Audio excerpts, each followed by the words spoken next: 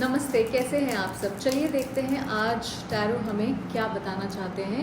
आज रात को उनके दिमाग में क्या कन्फेशंस चलने वाले हैं, क्या उनको क्या सोचने वाले हैं, क्या उन्हें लगेगा कि उन्होंने किया जो अभी आपको बताया नहीं है या शायद बता नहीं पा रहे हैं।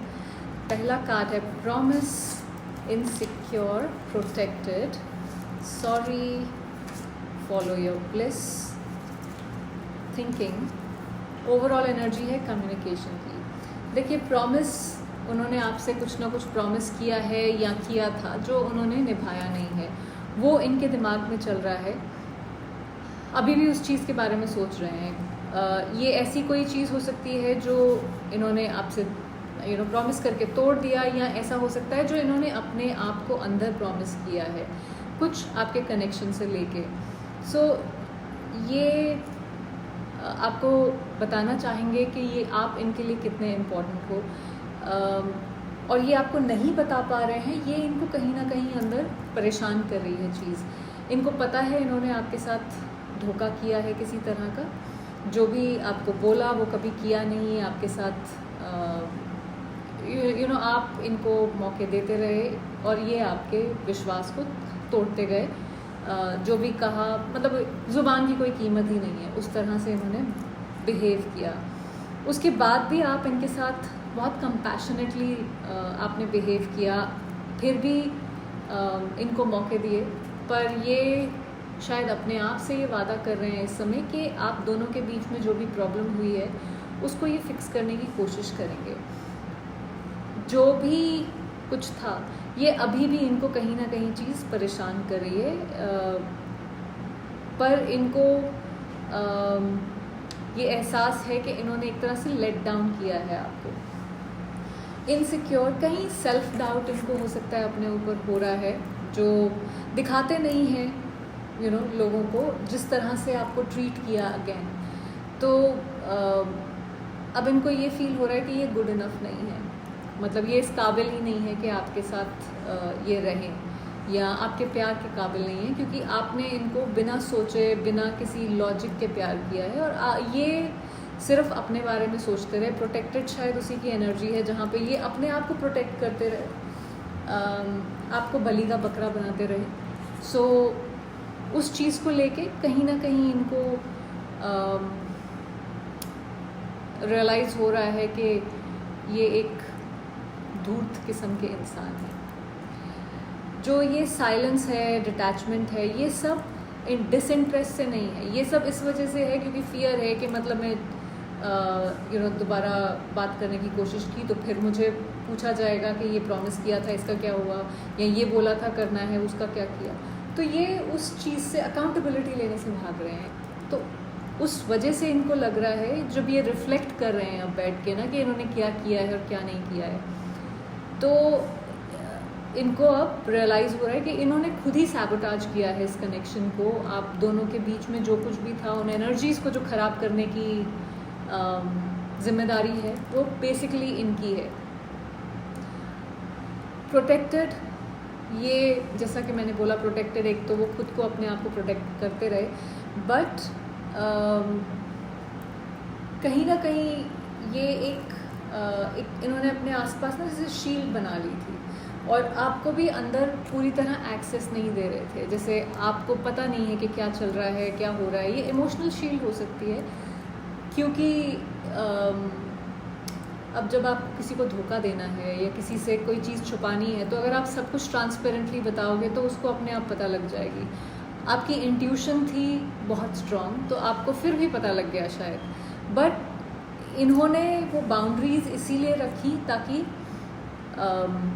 आपको पता ना लगे, पर पता लग गया एनीवेज। बट ये इस समय विश कर रहे हैं कि काश ये ऐसा ना करते, काश ये बाउंड्रीज उन्होंने क्रिएट ना करी होती, और जो भी आपसे छुपाया है या जो भी आपको एक तरह से धोखा दिया है वो ना दिया होता। शायद अगर ट्रांसपेरेंट होते तो चीज़ें बेटर होती शुरू से ही। तो उस वजह से कुछ ट्रस्ट इश्यूज आए हैं आप दोनों के बीच में, और उसके बारे में ये सोच रहे हैं। सॉरी का जो कार्ड है, कहीं ना कहीं ये गिल्ट अंदर कैरी करते हैं। ये जो सब यहाँ पे किया है इन्होंने उस चीज़ को लेके, जैसे चीज़ें अनफोल्ड हुई आप दोनों के बीच में, जैसे चीज़ें हो सकता है कि कहीं ना कहीं आपको आपकी सेल्फ रिस्पेक्ट का भी इन्होंने ध्यान नहीं दिया, आपकी डिग्निटी का, आपकी मतलब आपकी इज्जत का कोई मायने ही नहीं था। इस तरह से इन्होंने बिहेव किया। और अब वो जो डैमेज इन्होंने किया है, जिस तरह से आपको चोट पहुंचाई है, चाहे कुछ बोल के चाहे ना बोल के, एक्शन लेके या ना लेके, उस चीज़ के लिए अब इनको लग रहा है कि मुझे ऐसा नहीं करना चाहिए था। मुझे जब आपको ज़रूरत थी किसी तरह के कंफर्ट की, कंफर्ट सिर्फ मटेरियल चीज़ों से नहीं होता। कंफर्ट एक होता है कि आपको पता है कि ये एक इंसान है जिसके ऊपर मैं ट्रस्ट कर सकता हूँ या सकती हूँ, और कभी भी मुझे कुछ भी चाहिए होगा तो इस पे तो मैं भरोसा कर सकते हूँ, और इसके पास जाके इससे मदद ले सकती हूँ। और मदद हमेशा अगेन मटेरियल नहीं होती, आपको एक इमोशनल, एक मॉरल सपोर्ट होता है। जब भी उस चीज़ की ज़रूरत पड़ी, ये गायब हो गए। तो उस वजह से अब इनको वो अपोलोजेटिक एनर्जी फील हो रही है, क्योंकि जैसे ही कोई मुश्किल का टाइम आया, या तो ये वहाँ से भाग गए, या फिर इन्होंने आपको घोस्ट कर दिया, या फिर चुप हो गए।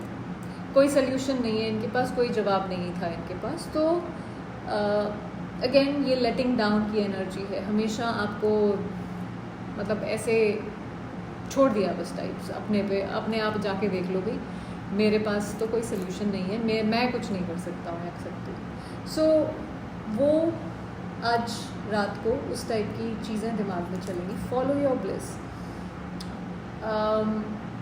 इनको ये रियलाइज़ हो रहा है कि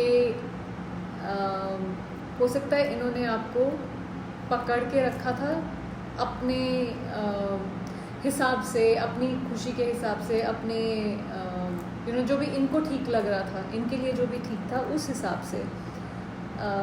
एक जैसे एक मैच्योरिटी वाली एनर्जी है ये, जहाँ पे एक एक्सेप्टेंस सा इनको इन सब चीज़ों के बारे में हो रहा है।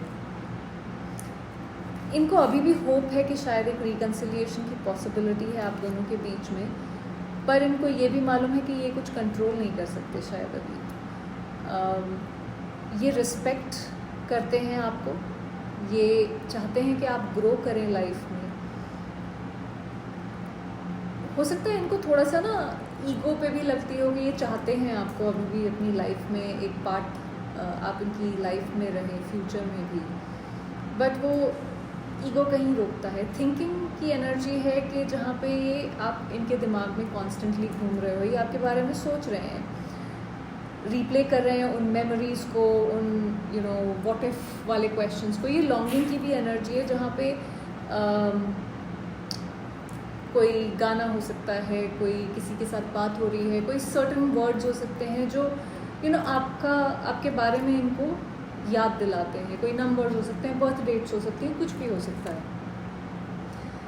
ये जैसे आपने ना इन पे एक बहुत स्ट्रॉन्ग इम्प्रिंट छोड़ दिया है, एक छाप छोड़ दी है अपनी इनके दिमाग पे, इनके जहन में।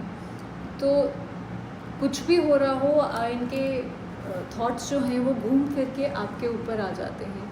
कम्युनिकेशन ओवरऑल एनर्जी है, ये है जहाँ पे ये आपसे बात करना चाहते हैं। अब क्योंकि कन्फेशंस देख रहे हैं हम, तो बात करना चाहते हैं पर कर नहीं रहे हैं। एक जैसे अंदर से कोई आवाज़ आ रही है कि भाई कुछ कर लो, कब तक बैठे रहोगे ऐसे ही, कब तक ये रोना पीटना चलता रहेगा, थोड़ा सा आगे बढ़ो। So but timing, fear, guilt, ये सब इनको कहीं ना कहीं पकड़ के बैठा है, इज़ व्हाट आई फील। पर एक डिज़ायर है बात करने की, और बात शायद इस सब के बारे में ही करना चाहते हैं कि इन्होंने जो ये सब चीज़ें ख़राब करी हैं, उनको ये रियलाइजेशन है। एक एयर को क्लियर करना चाहते हैं आप दोनों के बीच में। सो बहुत सारे अनस्पोकन सच हैं जो कहे नहीं हैं आप दोनों के बीच में, पर सबसे बड़ा जो है वो शायद है एक सॉरी बोलना चाहते हैं आपको, जो भी इन्होंने ये किया जिसकी वजह से आपको तकलीफ़ हुई है। कई बार ना जो सबसे लाउडेस्ट कन्फेशंस होते हैं वो शायद वो होते हैं जो हमें सुनाई नहीं देते हैं, और वही यहाँ पे हो रहा है। सुनाई नहीं दे रहे हैं पर एनर्जेटिकली आई फील कि आपको महसूस हो रहे होंगे ये।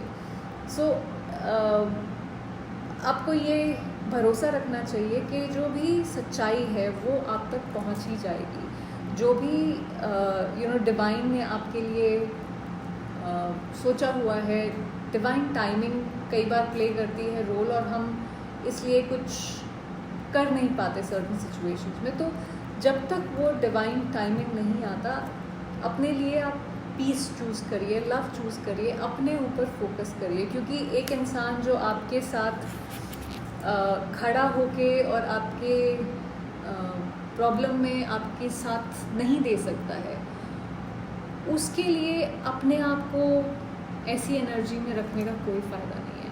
सो choose peace, choose yourself and अपनी हीलिंग पे ध्यान दीजिए। सो ये रीडिंग थी आज के लिए। आई होप आपको इससे कुछ क्लैरिटी मिली होगी। Thank you for watching.